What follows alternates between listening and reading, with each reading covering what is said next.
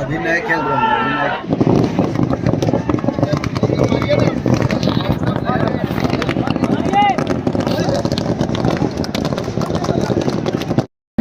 सामने सामने सर सामने। अरे माइक से अब कम बोलो। सामने सर। तो बुके देकर सम्मान करेंगे श्री शैलेंद्र जी अध्यक्ष।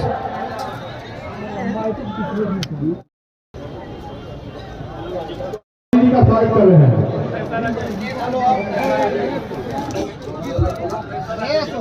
प्रोफेसर अजय जी बुके खिलाड़ियों को खेलने नहीं दें।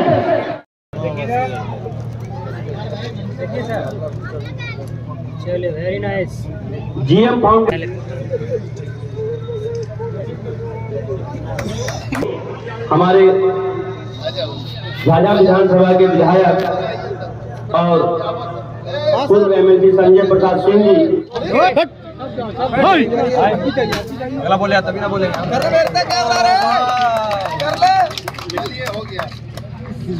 देखिएगा सामने एक बार। इधर बैठना। स्वागत कर रहे हैं। चालू है सामने। खाली मंत्री है जी इधर साइलेंस देखिए बलून जी। दिए। संजय प्रसाद का भी स्वागत करें। अरे भैया जी स्वागत।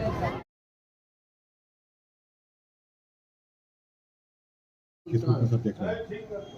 ये काफ़ी अच्छा है और लोग इतना बड़ा कार्यक्रम हुआ तो उसका श्रेय तो दामोदर बाबू को जाता है, बराबर करवाते हैं। और खेल हम लोग जहाँ भी जाते हैं तो बिहार के अंदर इस तरह का खेल होता है, काफ़ी गर्व महसूस होता है।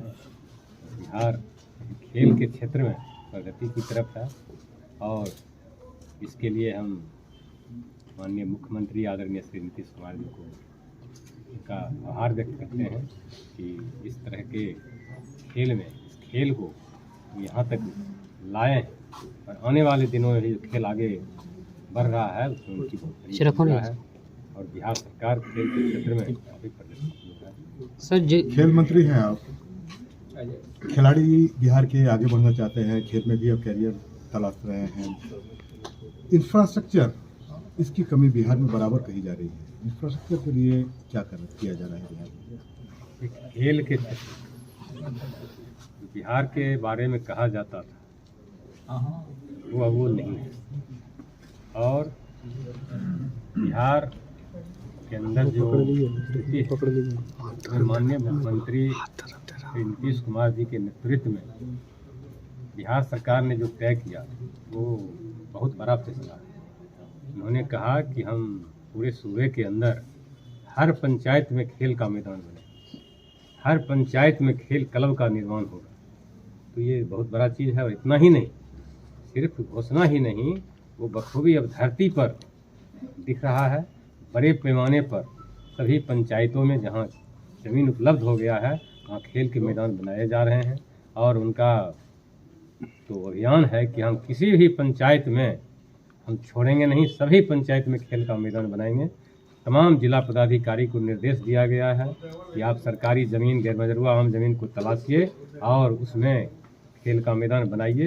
तमाम जिला पदाधिकारी भी इसमें काफ़ी मुस्तैदी के साथ भूमिका अदा कर रहा है और वो खेल का मैदान बनाया जा रहा है और आने वाले दिनों में ये खेल निश्चित रूप से सरकार का अभियान है, सरकार का सोच है कि बिहार में ये खेल बिहार के अंदर दुनिया के मानचित्र पर हमारा बिहार कैसे आगे हो, ये अभियान चल रहा है। सर झाझा विधानसभा में स्टेडियम की कमी है सर।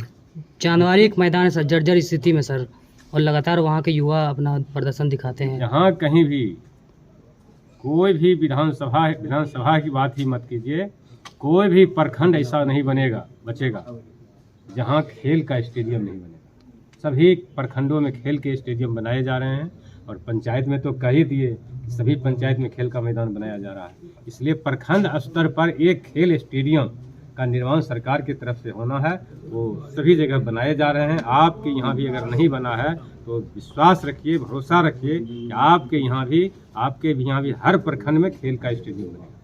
2025 चुनावी वर्ष है, चुनाव होना है, क्या सब तैयारियां चल रही है इंटरनली एनडीए में?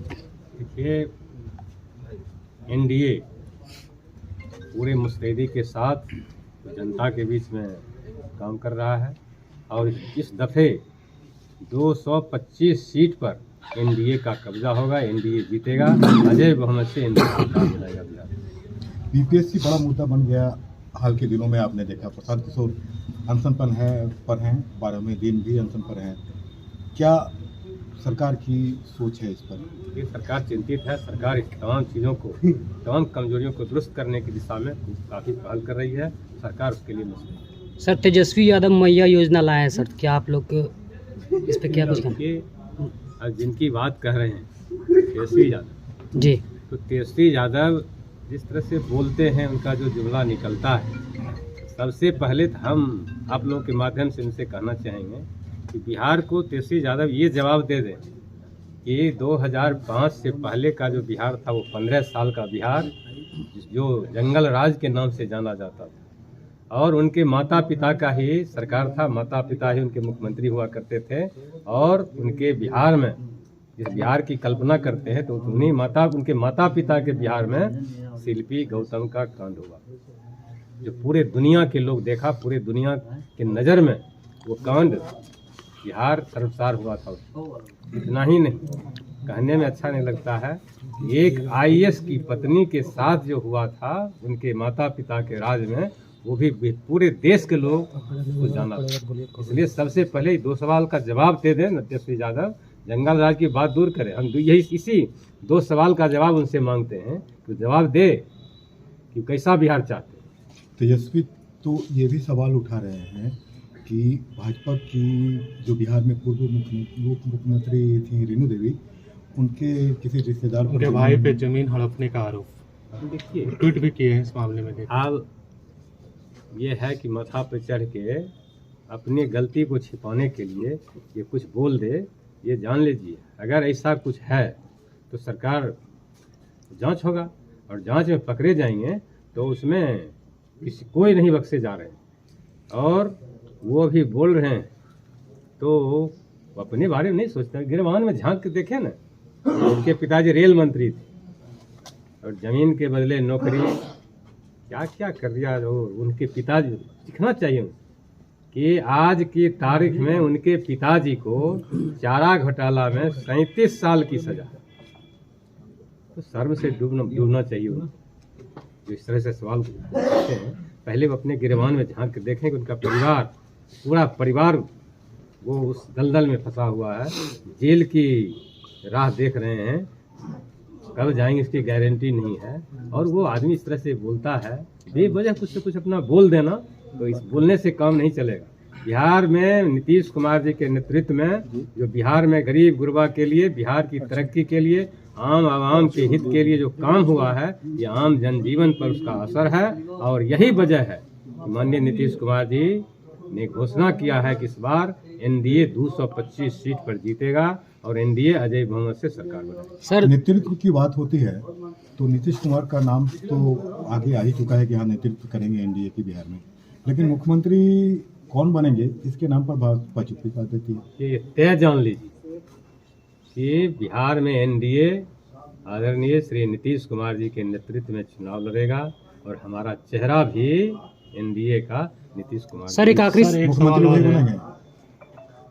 जब उनके नेतृत्व में हम चुनाव लड़ने के लिए जा रहे हैं, वे हमारे नेता हैं, तो स्वाभाविक है। सर एक आखिरी सवाल है सर, सरकार पे अपराधियों के द्वारा डीके टैक्स वसूलने की बात आ रही है, डीके टैक्स क्या है?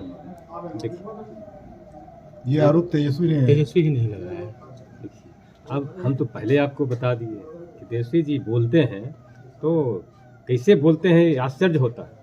हम तो पहले कह दिए कि उसको अपने गिरवान में झांक के देखे, पूरा परिवार घोटाला में शामिल है, पूरा परिवार करप्शन का शिकार है, फिर उनको बोलने से क्या फर्क पड़ता है, क्या बोलेंगे वो। इसलिए एकदम जान लीजिए एनडीए इस बार काफ़ी मुस्तैदी के साथ जनता के बीच में खड़ा है और 225 सीट एनडीए के झोली में जनता देने जा रही है। सर एक सवाल, आखिरी सवाल है सर, जिस तरीके से अभी भी बिहारी दूसरे राज्यों में पलायन करते हैं सर, तो क्या इस बार रोजगार की मुद्दा पे बात होगी सर? देखिए, तो आप लोग सब लोग आप इसके साक्षी हैं।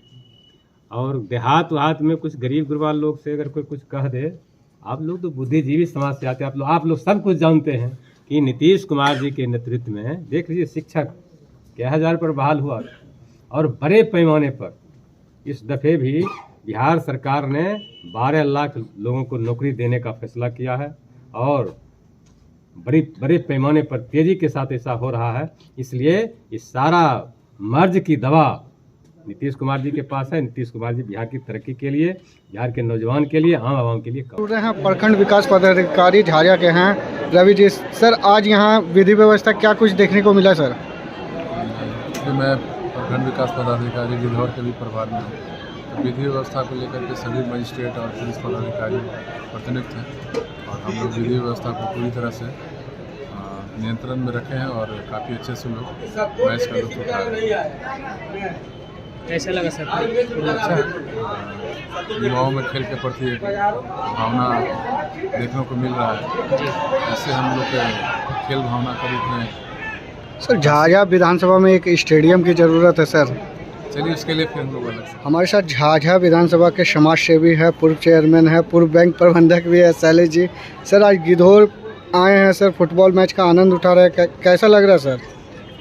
ये हमारा सौभाग्य है कि हमको आज गुलाब रावत मेमोरियल फुटबॉल टूर्नामेंट के फाइनल मैच में उपस्थित होने का मौका मिला है। यहाँ के जो स्थानीय विधायक साहब पूर्व मंत्री हैं श्री दामोदर रावत जी, उनके सौजन्य से इलाके के लोगों को ये फुटबॉल का मनोरंजन करने का मौका मिलता है। साथ ही जो खिलाड़ी हैं उनको नज़दीक से अच्छे से खिलाड़ियों के खेल को समझने का, सीखने का मौका मिलता है। इसके लिए उनको साधुवाद। और अभी कुछ दिनों पूर्व डिप्टी सीएम साहब आए, माननीय श्री सम्राट चौधरी सर, उन्होंने इस स्टेडियम को और बेहतर बनाने के लिए एक राशि की घोषणा की। ये मिला जुला के ये इलाके के लिए बहुत शुभ लक्षण है और बहुत दिनों के बाद हम फुटबॉल मैच को नज़दीक से देख रहे हैं। कभी हम खेलते भी थे, देखते भी थे। ये मेरा सौभाग्य है और आप लोग से निवेदन है कि इसको ज़्यादा से ज़्यादा हाईलाइट करें, क्योंकि अभी जो हमारे माननीय मुख्यमंत्री जी हैं वो खेल को बहुत प्रमोट कर रहे हैं। तो इस परिस्थिति में ये बहुत अच्छी बात है और बहुत शुभ है ये इलाके के लिए।